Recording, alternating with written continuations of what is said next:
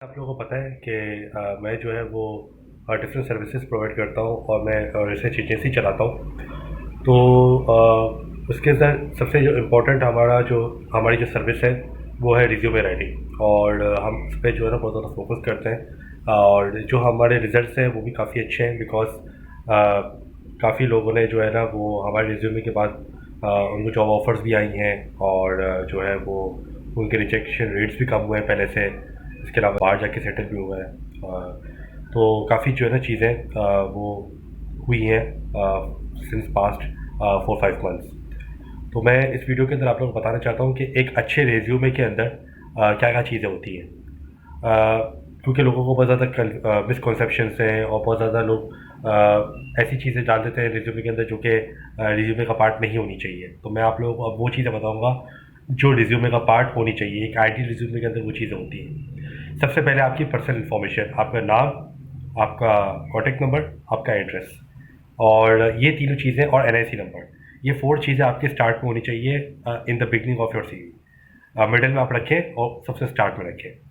इसके बाद एक अच्छी सी फ़ोटो होनी चाहिए, एक फॉर्मल फ़ोटो होनी चाहिए। आप बेशक किसी भी स्टूडियो से जाके क्लिक कर सकते हैं, या फिर आप जो है वो एक अच्छे से फ़ोन से वो पिक्चर ले सकते हैं, but it should be formal. ये मैं नहीं कह रहा कि सूट पहन के ले लें, लेकिन यह है कि एक पैंट शर्ट में एक अच्छी सी फ़ोटो होनी चाहिए। गर्ल्स हैं तो गर्ल्स एक 3 पीस सूट में और अच्छी सी फ़ोटो ले लें। स्कर्ट्स में, या फिर जो है वो डिफरेंट ड्रेसेस में, वेस्टर्न ड्रेसेस में सूट नहीं करती। और बैकग्राउंड जो है वो या तो पिक्चर का या तो वो वाइट हो या ब्लू हो। आइडियल ये 2 चीज़ें होती है। इसके अंदर से कोई भी एक बैकग्राउंड होना चाहिए। इसके बाद आ जाते हैं आपकी जो है ना वो ऑब्जेक्टिव। ऑब्जेक्टिव भी बोलते हैं या प्रोफेशनल समरी बोलते हैं। आप 3 to 4 लाइन्स के अंदर अपने आप को एक्सप्लेन करते हैं कि मेरे अंदर क्या चीज़ है, मैं किस तरह से दूसरे लोगों से जो है ना वो डिफरेंट हूँ, और मैं किस तरह से जो है ना वो अपने आप को डिफरेंट तरीके से प्रेजेंट करना होता है आपको अपने आप को थ्रू 3 to 4 लाइन्स। तो मेक श्योर कि आप कम से कम वर्ड्स में अपने आप को अच्छे से अच्छा एक्सप्लेन करने की कोशिश करें। बिकॉज अगर आपका एम्प्लॉयर वो 2-3 लाइनें पढ़ता है, आपकी प्रोफेशनल समरी पढ़ता है, तो वो उसको एक आइडिया हो जाता है कि व्हाट यू आर। ठीक है, आप क्या हो, आपका बैकग्राउंड क्या, ये सारी चीज़ें हैं।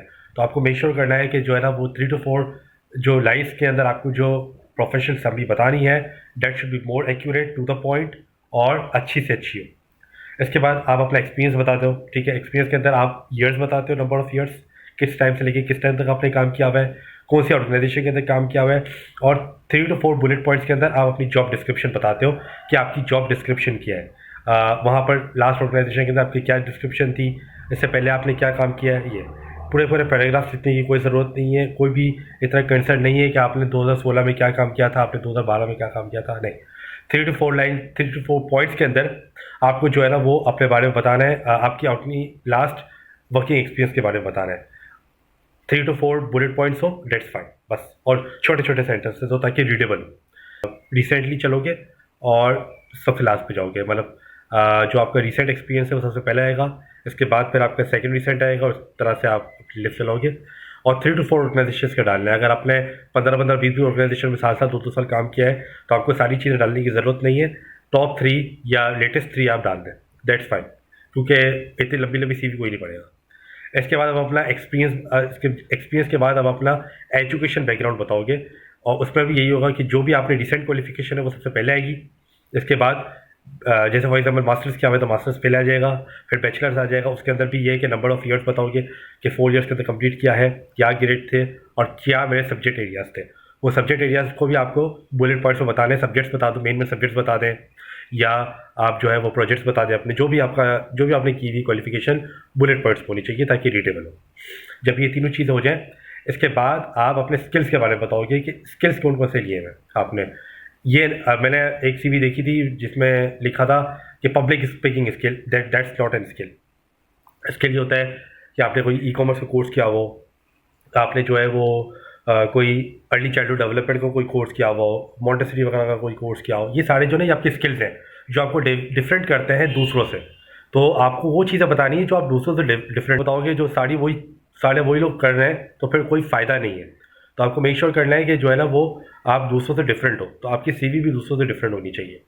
जब आपने स्किल्स बता दिए, इसके बाद आप बताओगे आपके जो है ना वो एक्सपर्टीज़, लाइक आपने क्या चीज़ें की हुई है, कोई प्रोजेक्ट में पार्टिसिपेट किया हुआ है, कोई फाइनल ईयर का आपने प्रोजेक्ट किया हुआ है, या कोई आपने पब्लिकेशंस की हुई हैं, या आपने कोई आर्टिकल्स लिखे हुए हैं, कोई भी आपने ऐसी चीज़ें लिखी हुई हैं जो मतलब आपके स्किल सेट को या आपके प्रोजेक्ट्स को बढ़ाए।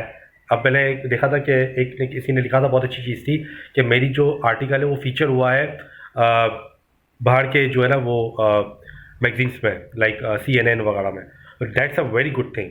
तो आपको ऐसी चीज़ें बतानी है अपने प्रोजेक्ट्स के अंदर। आपने फाइनल ईयर का प्रोजेक्ट क्या हुआ है, that you can mention, project का नाम वगैरह, ये सारी चीज़ें बता सकते हो। दैट मेक्स गुड इम्पैक्ट कि आपने इस तरह के वो भी किया हुआ है, इस तरह के आपने प्रोजेक्ट्स में पार्टिसिपेट भी किया हुआ है। और लास्टली आप ये बताते हो कि जो है वो आपके इंटरेस्ट क्या है, आपकी हॉबीज़ क्या है, या आप अपनी स्ट्रेंथ बताते हो। ये दो चीज़ों में से कोई एक चीज़ बता दो, या आप अपनी हॉबीज़ बताते हो या आप जो है ना वो अपने स्ट्रेंथ बताते हो। फॉर एग्जांपल मैं लीडरशिप स्किल्स मेरी बहुत अच्छी है, I am a good team leader, I am a good team player. या मैं या हॉबीज़ के अंदर बताता हूँ तो आप बता दो कि मैं बुक्स पढ़ता हूँ। बुक्स पे आप बता दो कि एक दो एग्जाम्पल डाल दो कि मैं ये बुक्स पढ़ता हूँ। ठीक है, खाली हवा में तीर नहीं छोड़ना है कि मैं बुक्स पढ़ता हूँ। अगर आप बुक्स पढ़ लो तो आपको जो है ना वो बुक्स के नाम भी बताने हैं, ताकि लोगों को पता लगे कि आपने कौन सी बुक्स पढ़ी हुई, आपके क्या इंटरेस्ट है। और उसके बाद लास्ट में आप लिख देते हो रेफरेंस, और एज़ पर रिक्वायरमेंट, या आप लिख देते हो एज़ पर रिक्वेस्ट। आपको रेफरेंस देने की ज़रूरत नहीं है। बाकी कोई ऑर्गेनाइजेशन होती है वो मांग लेती है, कोई ऑर्गेनाइजेशन नहीं मांगती है, एप्लीकेशन फॉर्म में मांगती है, सबका अपना क्राइटेरिया है। तो इस तरह से आपका एक अच्छा सा रिज्यूमे जो है ना वो कवर होता है। हम लोग जो है रेज्यूमे सर्विस प्रोवाइड करते हैं, और कवर लेटर, इसके अलावा स्टेटमेंट ऑफ पर्पस वगैरह काफ़ी चीज़ें प्रोवाइड करते हैं। जो बाहर जाने के लिए जो जो लेटर्स चाहिए होते हैं, लेटर ऑफ रिकमेंडेशन, और ये सारी चीज़ें हम लोग प्रोवाइड करते हैं। तो कोई भी आपको किसी किस्म की कोई भी हेल्प चाहिए हो, बाहर जाने के से रिलेटेड कोई भी हेल्प चाहिए हो, कोई डॉक्यूमेंटेशन वगैरह से रिलेटेड, या आप जो है वो कोई भी जो है वो जॉब वगैरह के लिए अप्लाई कर रहे हो और आपको कोई अच्छा सा कवर लेटर वगैरह बनाना है और आपको अप्लाई करना है, you can always approach me. मैं अपना जो डिस्क्रिप्शन में सारी चीज़ें लिंक्स वगैरह डाल दूंगा अपनी प्रोफाइल का और अपना कॉन्टैक्ट नंबर वगैरह, you can always approach me. और म्यूचुअली हम देख लेंगे कि किस तरह से आपका प्रोफाइल को अच्छे से अच्छा बना सकते हैं। Thank you for watching.